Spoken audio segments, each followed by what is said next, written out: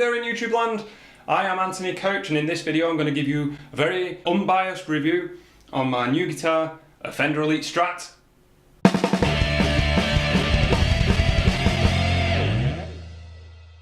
And if anybody out there has seen any of my other videos, you may notice that I am a bit of an Ibanez fanboy. And you may be wondering why I've switched over to the Fender side of things. And all it is I bought a shovel not too long ago, and that was my gateway to the world of Fender. I really enjoyed the neck. It's a very different feel to a Ibanez neck on the shovel, much more like a Fender.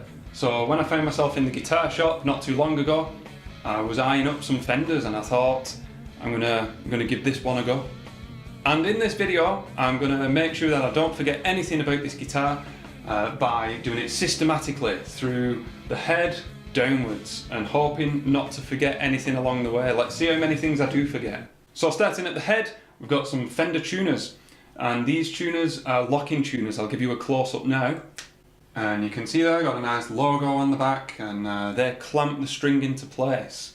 So you don't actually have to wrap the string around the post of the tuner. In fact, there isn't space for that to happen. You have to clamp the string in and then snip the end of the string off, so there's no excess string at all.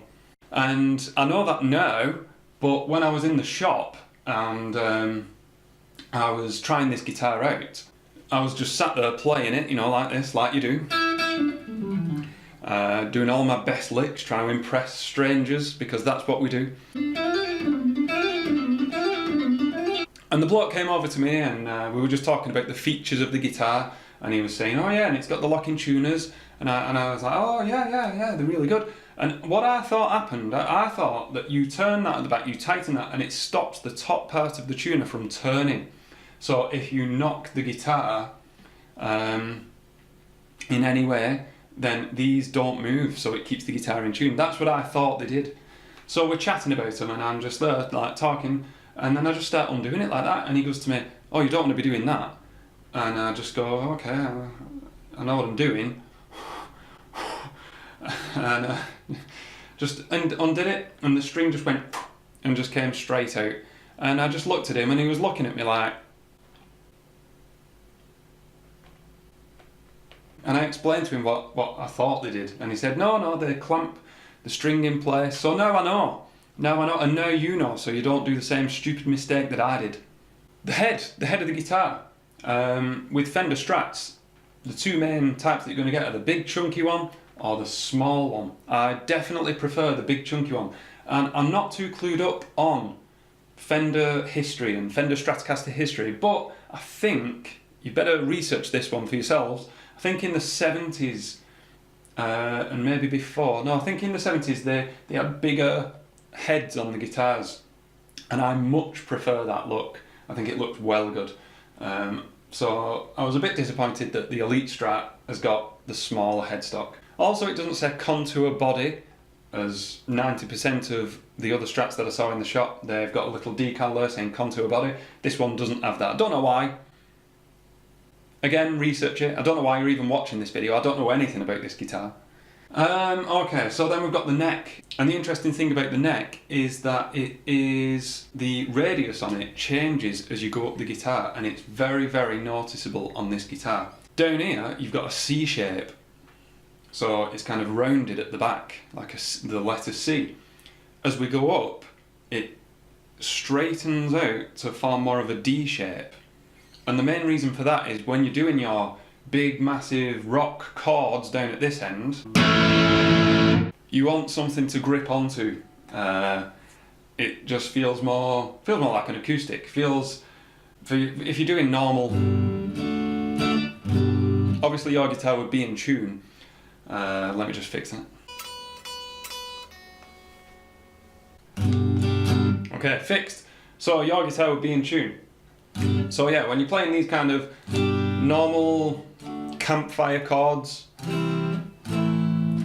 it feels very natural, feels nice, you got a bit more grip. But then as you go up here at the end where you don't play chords, you don't want to play chords at this end, you don't play chords at this end, this is the show-off end.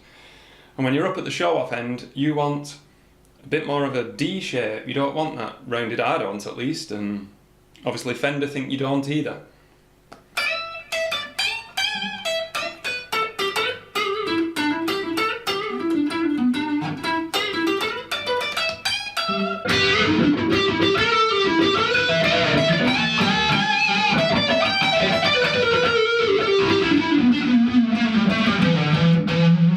Really nice feeling neck. This is maple. You can see that it's maple. But in the Elite range, they offer all the guitars that they do with the rosewood option as well. I definitely much prefer maple. You might like rosewood, try them out. You might think they sound different, you might think they feel different. The frets, jumbo frets, big massive frets. The inlays look plastic probably on this video and in pictures that you see, but they're abalone, or abalone, don't know how you pronounce it. So there's a kind of a deep pearly look to them when you gaze into the depths. And then of course running through the neck is a big truss rod, and I'm going to guess that you know what a truss rod is. But rather than having the access to adjusting the truss rod up here with a big gaping hole in your head, no one wants that, they've made it much easier accessibly observable by sticking it there at this part. You can see it's cut away up on this very high fret, and rather than getting an Allen key and putting it in the end and twisting it, you can just put anything that's sharp and thin and long to go in there and kind of crank it around. And that's about it on the neck. The finish on the back, nice and kind of smooth, a bit different to my Charvel. I've got a Charvel which they left, it kind of has got an unfinished feel, and I do prefer that. This is very kind of satin feeling. It feels really nice, nice to play. A complete world away from the Ibanez is that I'm used to, but really getting along well with it. I've played this guitar a lot over the past few weeks since I bought it, and I'm really taking to it. Then we get on to the body of the guitar, alder, and it's got an amazing finish. They really pushed the boat out with the Elite series in terms of finishes, rather than just doing black, blue, red, white.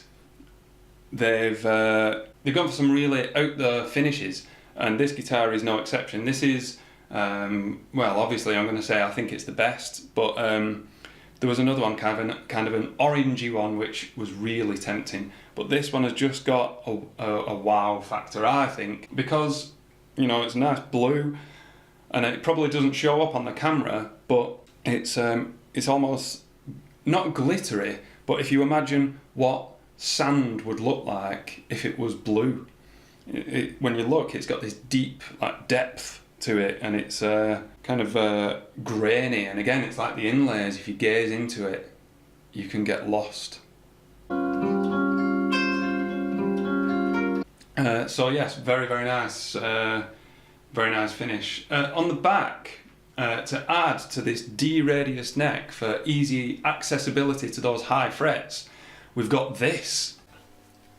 On the back of the guitar, and I'll give you a close-up on this, the cutaway is uneven. It's smoothened it out. They've smoothened it out.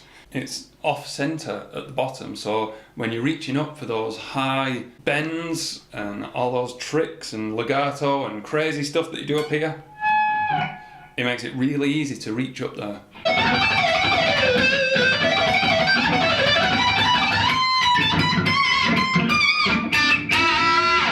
And what else? What else is going on with this guitar? Well, noiseless pickups for one. Yeah, this guitar, it's even more versatile than your standard Strat. And this guitar, I mean, you know, if you're watching this video, you're going to know that a Fender Stratocaster is the most versatile guitar that there is in terms of tone and musical applications. And you can use it from funk, pop, jazz, all the way up to extreme heavy metal. But if you like those high gain sounds, which I definitely do, then you're not going to be disappointed here, because the noiseless pickups, and these are the fourth attempt at them. Okay, I don't know how successful they were the first 3 times, but these are the 4th generation noiseless pickups. which means that you get no hum. And that's me on a high gain setting. I don't know how loud this is going to pick up on the microphone, but there is minimal hum going on there. I'm going to I'll turn the amp right up.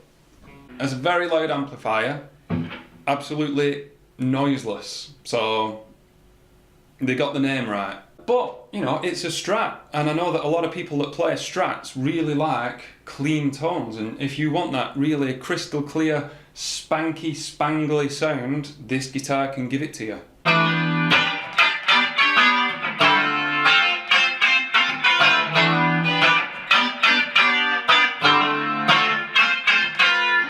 Really sharp, brittle, nice cutting sound, and that's one of the main reasons I got a Strat. Nice, brittle, glassy, cutting, nice, brittle, sharp, cutting sound.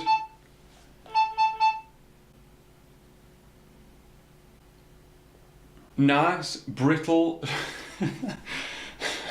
No interruptions, right? Nice, brittle, kind of sharp, cutting sound, which is the main reason why I got a Strat, because I'm a massive fan of that sharp sound that single coils offer. I wanted to enter the world of single coil guitar. But if you want that warmth, you can get that with the neck pickup, taking the tone down, taking some off the volume, taking your really low quality chorus off there, take away more tone.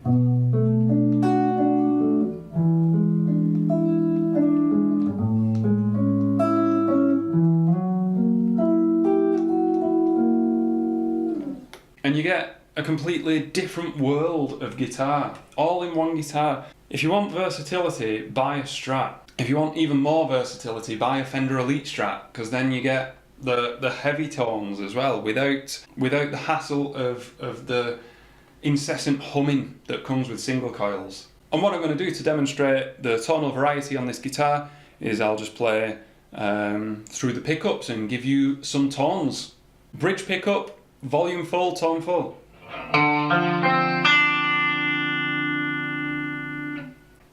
Next setting, which is this pickup and this pickup. I just have to smile because of how different it sounds. Here's the bridge again. Here's the bridge and middle. Middle on its own.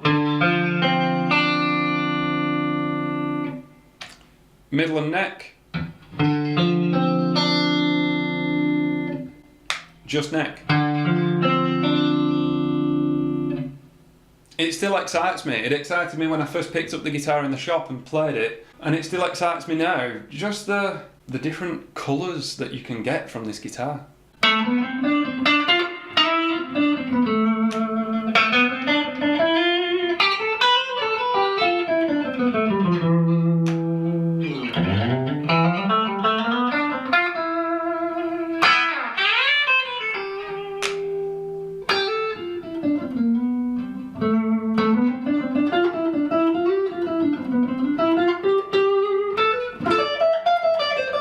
Wait, there's more, because there is more than meets the eye in this guitar. This volume, for the eagle-eyed among you, this volume knob has got something extra added. You push it, and this 5-way selector switch has got a different role. It now switches between various different settings on the guitar. So with some quick text popping up while I do this, I'm going to demonstrate what's going on there, because it makes it even more versatile. If you take out the fact that you can mess around with the tone and volume and your amp, we've got 1, 2, 3, 4, 5 options with it not pressed in, and then 1, 2, 3, 4, 5 options with it pressed in. So that's 10 distinct different sounds. Whether or not you think they sound distinctly different, well, that's for you to judge. Here's some chords with the same going on, but with this volume knob pressed in.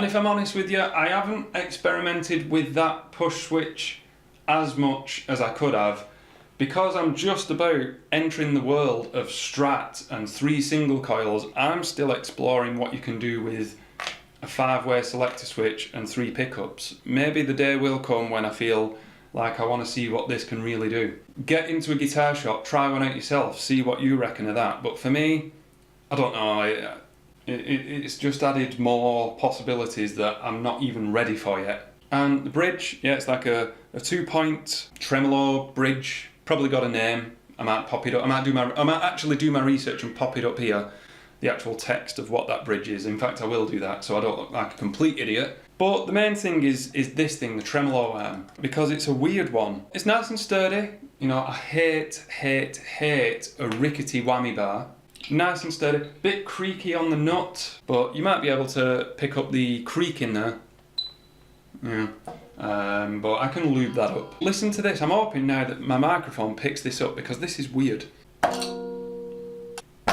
And put it back in. That is not a healthy noise. Oh, and I hate doing that. Every single time it feels like I'm going to break something, and not on the guitar. Sometimes it's easier than others. When I first got it, it was almost impossible, and I thought it was stuck. But it has eased over time. Okay, right, it's in there. Maybe I'm just a weakling. That is a very high possibility.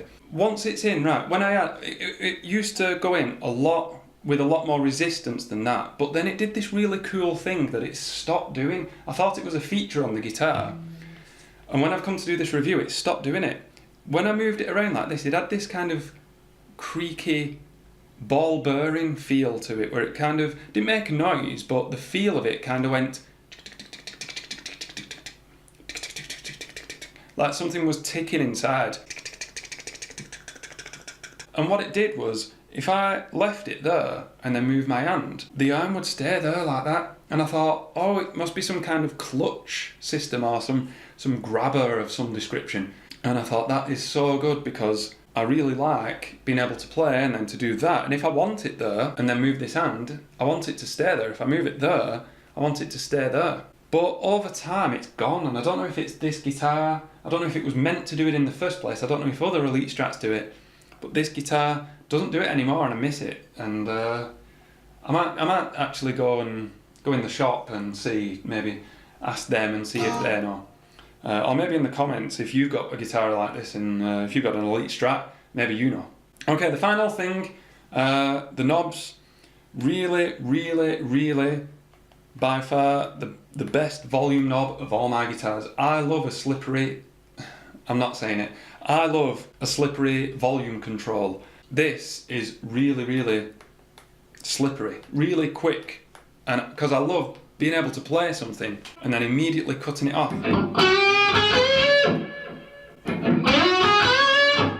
Like that. Other guitars that I've got, I'm constantly having to spray lubricants into there just to get them to move because they're so stiff. That's probably got a name. I'll put it up in the text here if I know what the name is, if you find it out. But super smooth. Then this one less so, and then this one, the last tone, loads of resistance. But what I found in the shop was this isn't just unique to this guitar. This is obviously a design they've made, because every Elite Strat that I've played and tried in the shop, this tone knob was always a bit rougher than the others, and it feels broken. Doesn't feel like it's meant to have that much resistance. It may well be that their batch was a bit wrong and isn't meant to do this, but mine does, and the others did in the shop.